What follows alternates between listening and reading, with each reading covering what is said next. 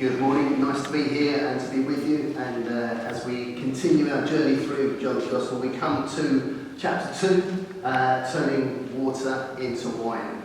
And the big problem is where to start. There is so much in this story. Do we go with the symbolism of the fact it's the first miracle? Do we look at the 6 water jars and what that number means? Do we look at the fact it's a wedding? Do we look at the fact that Jesus has got his disciples and his mother there? And so many things to do, but Steve's still not well. He can't take much more. I wouldn't want to be responsible for a relapse. So against every bone in my body, this sermon will have 3 points. And they will all begin with the same letter. In fact, they all begin with the same word. That's how good it is. Don't get used to it. I've had a great idea. Only one, and it happened 5 years ago, but I've had a great idea. At the time, I was a deputy head in a school, and we were in the middle of lockdown, so that's probably 4 years ago rather than 5 years ago. We're in the middle of lockdown, and like every school within the country, we had to stay open because we had to look after children from key worker families, which was absolutely right. And as soon as we possibly could, we had to go on to Zoom and do all our lessons from Zoom, and so lots of our teachers would actually come into school and teach their lessons from school. And it was about this time of the year, the head said to me, we would normally do a Christmas party to recognise the work that our staff have done. We can't do that, we're in lockdown. What do we do? And so I had this great idea. My idea was that we were going to do a virtual wine tasting evening. Okay? And the idea was to buy 6 miniature bottles of wine from Waitrose for each member of staff. And to get some cheese and crackers, and when the members of staff came into school to pick up, to do the lessons, they could pick up this sort of box of goodies, and then they go back home and we pick one particular day, and we do a big Zoom call, everyone could join in, and a friend of mine who's a bit of a wine expert would talk people through these 6 bottles of wine, and teachers could enjoy the wine, no worries about driving home afterwards. It was a blinding idea, and it worked perfectly. And if you ask any of the teachers who were at school at the time, they would tell you that that was one of the highlights of our time together at school in lockdown. However, if you ask my wife for her version of that story, it is totally different. You see, it was my idea, but someone had to source the wine, and the cheese, and the crackers. And someone had to go and pick it all up. And someone had to find the chocolates. And someone had to recognise the fact that I hadn't actually really thought this through very well. We didn't have any bags to put it in, or any method of actually sort of getting the stuff to the teachers. Yeah? But I just had the idea. If it hadn't been for Tracy, that thing would have fallen flat on its face. What we do all agree on, though, is that I took all the credit. Without someone doing that work and putting the hard work in, this would never have happened.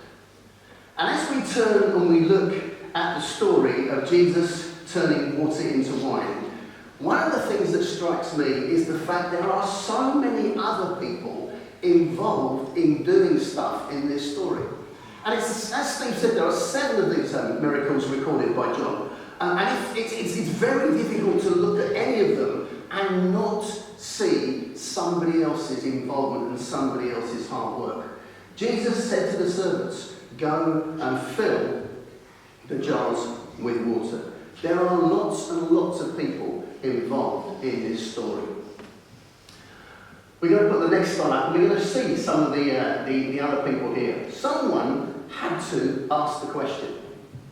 It wasn't Jesus' idea, this. Somebody else had to ask the question. Somebody else had to go and fill the water jars.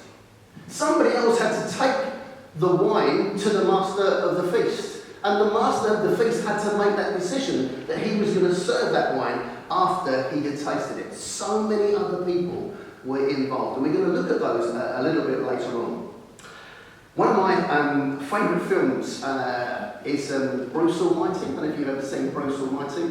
When Bruce Almighty came out years ago, I was a little bit reluctant to go and see it. And I'll tell you about it in a second. It struck me as it could have got very blasphemous very, very quickly. In the end, it didn't. And I sat there watching it, and I remember as the film finished, I turned to Tracy and I said, do you know what? Every single Christian youth leader in the country will be using clips from that film from now on in.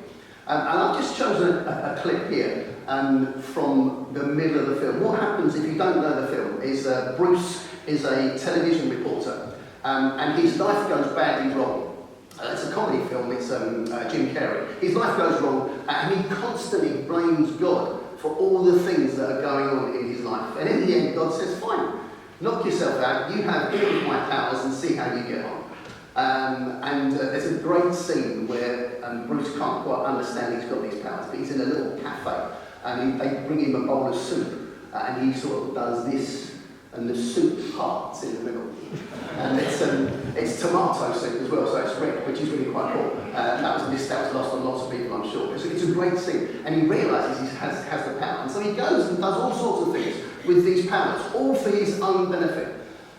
But in the end, he begins to realise that he cannot cope with the power. And so he prays properly for the first time and says, God, I need your help. And God, played by Morgan Freeman, which is a great choice, I think, meets with Bruce, and they clean up together, just doing some work and chatting and talking. They clean up an office building, and this is the conversation they have about miracles. It's good. It's a wonderful thing. No matter how filthy something gets, it always clean it right. There were so many. I just gave them all what they wanted. Yeah. But since when does anyone have a clue about what they want? So I do. Parting the soup is not a miracle, Bruce, it's a magic trick. A single mom who's working 2 jobs and still finds time to take her kid to soccer practice, that's a miracle. A teenager who says no to drugs and yes to an education, that's a miracle. People want me to do everything for them, and what they don't realize is they have the problem. You want to see a miracle, son? Be the miracle. You want to see a miracle, son? Be the miracle. And as we look at this story here, we see the people who become part of this miracle. And the first bit is, as I say every time I preach here, every time I preach and I do some research around the passage, I always learn something new. And this is what I learned new for this time. I've never understood why this part of the story was there. But I think this is just a really incredible thing. If I've got this wrong, I'm sure Steve will tell me afterwards. But in verse 4, Mary said to Jesus, please can you help us out? And Jesus says this, which sounds very disrespectful, but it's not. Mary says to Jesus, will you help us out? And Jesus replies, woman, why do you involve me? My hour has not yet come. First of all, this word woman sounds a little bit disrespectful. When we heard it read this morning, woman, it just jars on me, but it's not. You need to understand the context that it was said in. First of all, Judaism is a religion where if you want to be a Jew, you have to rely on the fact that your mother was a Jew. So it's very matriarchal in its way. So Mary already had a very important part. So this word woman is a recognition of her part. It's very respectful. It's also probable that Joseph wasn't around by this time. This is 30 years later after the birth of Jesus, and it's probable, because we don't hear much about Joseph, that Joseph has already died. So Mary's place in the family is also very, very special. So when Jesus says to her, woman, he's doing it out of a mark of respect. And I also couldn't understand, he says, my time has not yet come, and then two verses later, he actually does a miracle, which sort of is not a very long time between those sort of things. But then I began to look at why this is happening, and I think I understand it now. When Jesus was born, Mary would have known the prophecies around Jesus. During their life together, I'm sure that Mary would have had conversations with Jesus about what was going to happen when his ministry began. And when you look at the gifts that the wise men brought to Mary, this idea of myrrh and signifying death, I'm sure that Mary knew what was happening. And I think at this point what Jesus was saying to Mary, my time has not yet come, because you know that when it does come, there's going to be a whole load of things, and it's going to end in real sadness. And it's a mark of respect to his mother to say, do you know what, if you're ready, we can begin now, but at the moment my time hasn't come. And I've got this vision of Mary understanding what Jesus is saying, and her looking with love at her son, and then looking at the servants, and then looking back at her son and deciding for herself, do you know what, now is the time. And she turns to the servants and says, do what he tells you. And at that point, it all kicks into action. If we want to see a miracle, we have to expect to put in the hard work. The jars, and there were 6 of them, 100 litres in each approximately, had to be filled by the servants. They had to go and do the hard work. They had to take it to the master of the feast, and that wouldn't have been difficult. Master, taste this. What is it? It's water. I can't serve water yet, but something's been turned into wine. It's a miracle. That would have been really difficult. If you want to see a miracle, you have to expect to do the hard work. Here's the second point. If you want to see a miracle, you have to expect to see a miracle. Now, I don't know if I'm not very good at noticing things, and you might not have noticed this, but occasionally, very, very occasionally on the Isle of Wight, you might, if you look really carefully, see one of these.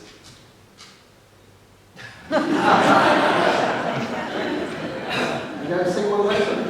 I don't know. Or one of those, yeah?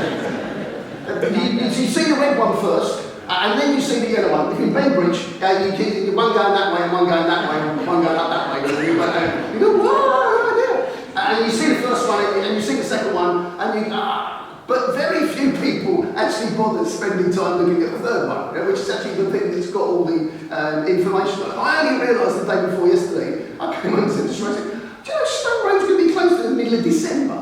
She went, yeah, it's been there for ages. We're just not very good at noticing things. And if you want a miracle, you need to expect a miracle. It's really important. I think the 7 most common words that we say, that I say in my household are, Tracy, any idea where my something is? That something changes, car keys, wallet, watch, whatever it is. But I'm just rubbish at seeing those. Remember once when I was, when my kids were young, I was getting ready to take them to school, and I was upstairs getting ready. Both my daughters were downstairs. And my eldest daughter, Rachel, shouted up, she said, Dad, is my school bag in my room? And I went into her room and I came out and I went, no, it's not. And there was a little moment of silence and she went, was that a dad look or a mum look? I'm just not very good at noticing anything. But if you want a miracle, you have to expect a miracle. I'm not sure if I've told this story before, but it's certainly not in this context. But I've got a friend whose name's Dave. Dave runs an organisation called Stand By Me. And he tells this story, but he tells it because we went there. We went to Beirut, to this orphanage in Beirut a long time ago. But the year before we got there, Dave had gone out for his whole summer holiday, 6-week summer holiday. And his job in the 6-week summer holiday was to dig a trench that was take a pipe from the orphanage to the main sewer pipe. And the organisation in Beirut had said, if you dig the trench, we will lay the pipe and join the orphanage main sewerage to the main sewer system in Beirut.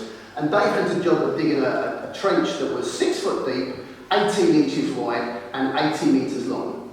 And after 5.5 weeks, he had made a start. He was on his way. He dug a trench that was 6 feet deep, 18 inches wide, and 3 metres long.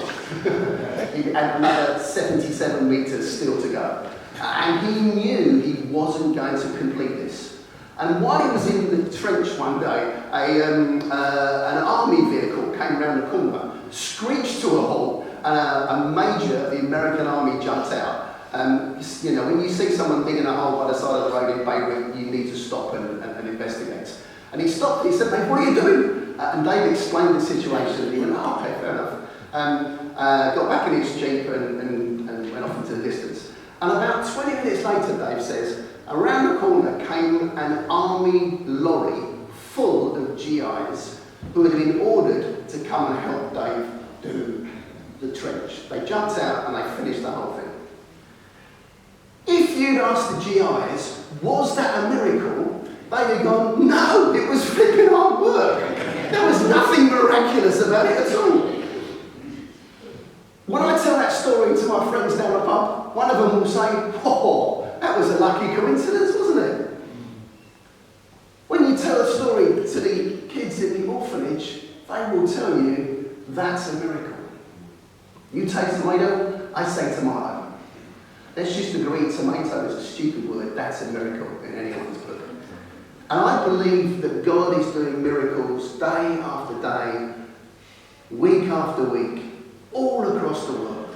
And most of the time, we don't recognise it. However, if you want to see a miracle, you have to expect a miracle.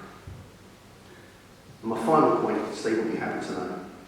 If you want to see a miracle, prepare for something special. I love this part. It doesn't need to be there. It doesn't need to be there. It has nothing to do with turning water into wine, except it seems to me that God's always prepared to go that extra step. He says, the bridegroom is the person in charge of the feast takes the wine to the bridegroom and says, "I don't understand. Most people give out the best wine at the beginning, and when everyone's had a few too many to drink and you can't tell, you bring out the poor one. But you've saved the best to last." When Jesus does something, he does it to the best so that everyone understands it's from God. So, if you want to see a miracle, do the work.